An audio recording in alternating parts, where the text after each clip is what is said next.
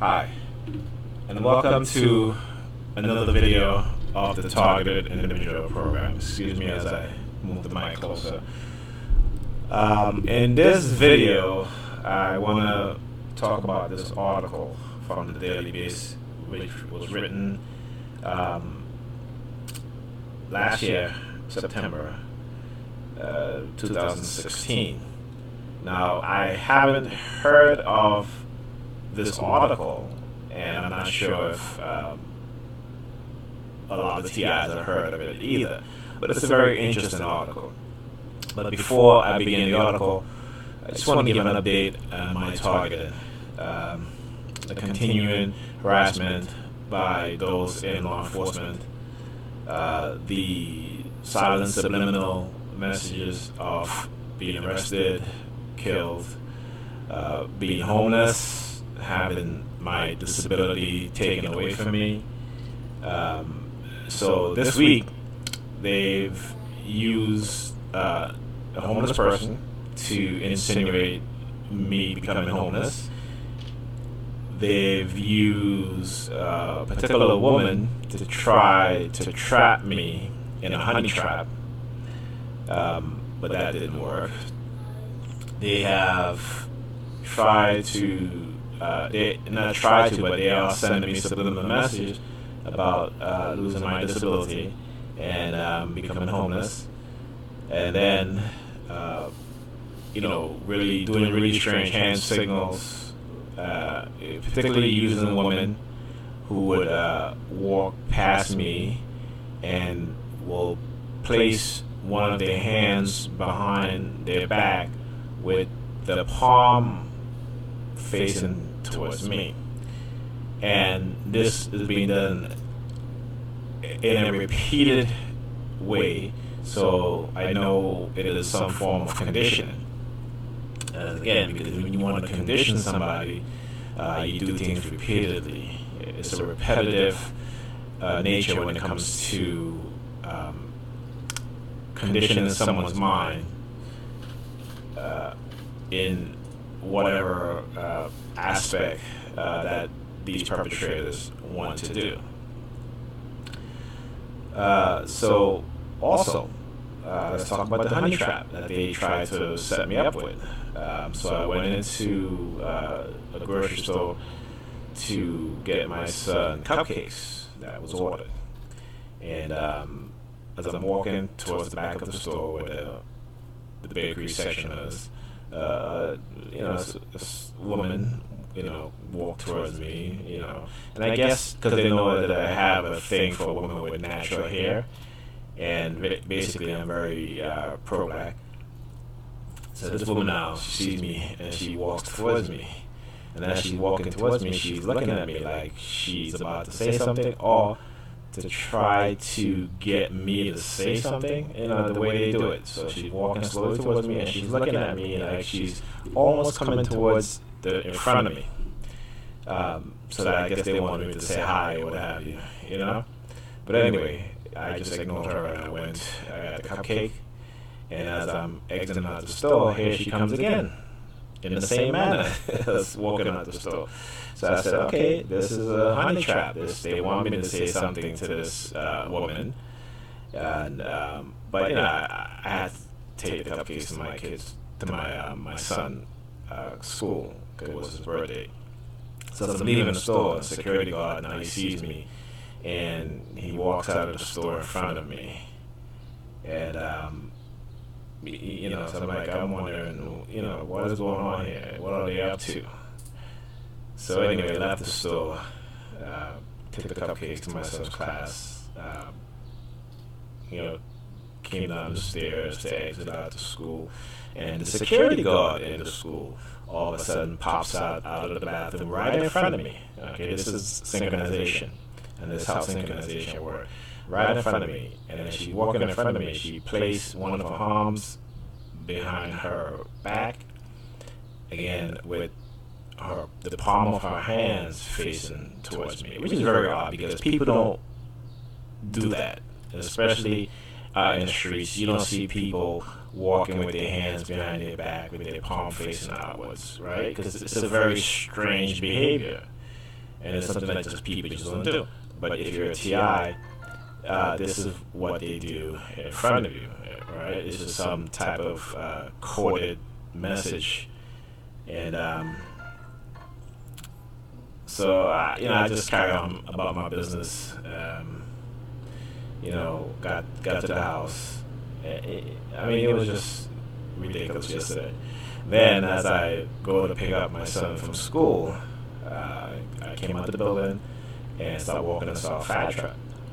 And this fire truck was double parked, and the driver of the fire truck, he had the door open, and this is something that they've done to me in the past, where they will have the door open because inside of the driver's door, when you open the door, it has the stop sign. So I noticed that, and then I continued walking, and then I looked across the street and saw two more firefighters, and there was a house across the street, two houses across the street.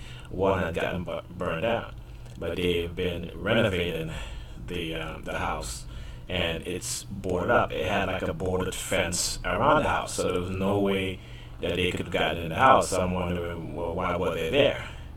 It's because they were at the side of the boarded up fence. One of them had something in their hands. It looked like it was a metal rounded piece or something like that. So as I'm walking towards the end of the block to cross the street at the light, the two firefighters that was across the street kept walking towards the intersection to where I was crossing, and I found that odd because I'm like, this is how they operate with the street theater. They try to make it seem that they're there for a legitimate reason, but they're really not. Because the minute I passed the fire truck, they started walking towards the intersection because they knew I was going to cross over. And, they probably wanted to send me some subliminal message or what have you. So, but I didn't pay them any mind, and I kept walking. Picked my son from school. And as I say, they do very strange things, especially women, walking towards me, staring at my crotch. And it's interesting because on my show last night, Wednesday, the 31st, I had my brother on the call, and he was saying that somebody that he knew, they call some of these cops the dick police. So if you're talking to a female, they're always showing up. Every time you talk to a female, within a few minutes they show up there. Granted, has that happened to me? Probably, but I haven't paid any mind in the past. But it's something that they seem to be doing to other TIs. So if you're a TI and experience that same thing, especially you're a male TI, know that you're not the only one that they're doing this to. So anyway, then again, sending me a subliminal message about my disability. But if I receive my disability, that they're going to be arrested because they don't want me to have any money. They want me to become homeless or a bum. And as I'm walking up from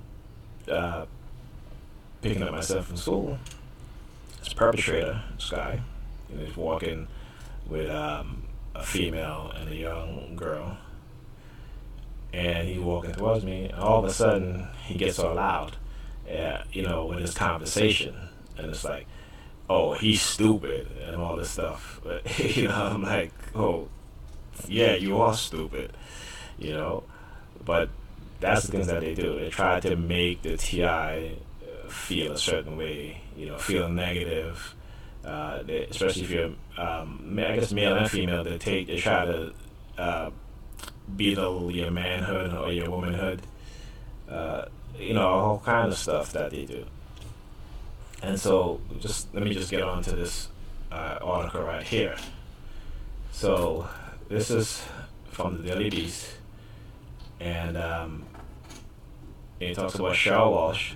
She's well known within the TI community, and in this article, she said that she was being remotely targeted for harassment, and which is what most TIs go through, because this is psychological as well as the use of direct energy weapon, but it still falls also within the psychological realm because a lot of these directed energy weapons affect the mind, and particularly silent sound spread spectrum. Also, the microwave auditory effect weapon and certain microwave frequency that operates at the same frequency as the brain frequency, and they can use those frequency to beam thoughts, to send you subliminal messages. Also, if you are a target who have been microchipped, and that is for the purpose of remote neural monitoring.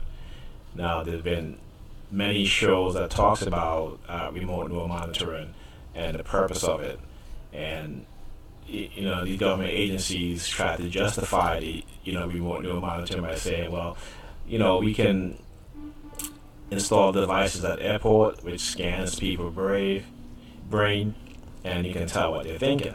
So if they're thinking of doing something bad, certain words that pops up in their mind, it will be a red flag. But this is beyond that, what we as target are going through. This is microchipping your brain to specifically invade your privacy, to specifically read your thoughts and instantaneously give you feedback, whether it be external or internal. So for instance, if I'm reading something and a word pops up, a siren will go off. If I'm on the internet and I'm thinking of a website, when I go to the website, because they don't want me to go on that website, I hear sirens again. And so this is what is being done and what is happening. A lot of people want to discredit TIs, and that's the job of the perp, and we as TIs, a lot of us are discrediting ourselves and discrediting the TI communities because they have a lack of understanding of this program. And so they blab about many things instead of being concise, consistent, and think in a very logical manner. All of that goes out the window when it comes to certain TIs. And unfortunately, those are the TIs who they interview to discredit us. But this one is different. Shell Welsh, she has a lot of credibility within the TI community, and I'm sure a lot of credibility outside the TI community. So she gave an interview, and this is that article. So I would advise TIs to check out this article, read up about it. It's very informative, very insightful, particularly when they talk about all these things to try to defend against the harassment, the microwave weapons, psychotronic weapons that's being used on TIs, and a lot of the stuff don't work. And the reason why they don't work is because we don't have tangible evidence on the weapon that's being used, on the type of frequency that they're being broadcast on, and also what we can only make the assumption of what kind of microwave is being broadcast, okay? Because we have no tangible proof. Many years ago, you could find a lot of information online about these weapons, but a lot of these information have been removed from the internet. And the reason why they're being removed, and have been removed, is because a lot of people were looking into the claims of TIs.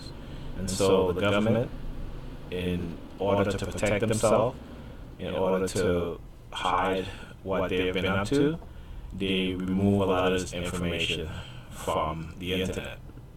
And these perps will do anything to hide what it is that they're doing. They'll do anything to avoid accountability for the things that they have done and things that they continue to do. And so, as a TI, there's you hear a lot of TIs, especially on YouTube, who give videos or give advice about how to get out of this program. When you're a TI, you can't get out of this program. The only how we as TI can get out of this program is if we obtain tangible proof, tangible evidence, and will have to come from someone outside the TI community, like the case with the discovery of MKUltra, the discovery of the Tuskegee experiment. These were people who had an idea that something was wrong, and they've heard stories, and it's just like TI stories, and they decided to investigate. They had that ability to do that and dig up information. But remember, TIs, we are dealing with a psychological warfare that's beyond anything the world has ever seen. And we've all heard of Nazi Germany and the PSYOPs program that Hitler used against the Jews. This is 100 times worse, and hopefully it wouldn't get to the point where TIs are rounded up, in mass camps and institutionalized and who knows whatever else. But we have to be very informative and obtain knowledge, particularly when it comes to psychology, in order to help ourselves. And also, we must continue to expose this. We must continue to do videos. We must continue to get together, to meet, whether it be online or within the neighborhood or elsewhere, with other TIs, because they want to isolate us. Okay? And a lot of TIs have been isolated and are been regulated to a few people that are around them, and these people are being manipulated, or they're trying to manipulate you. So you have to be aware of that. Okay, so I'm going to keep this video short, and again, I will try to do a show next week if possible.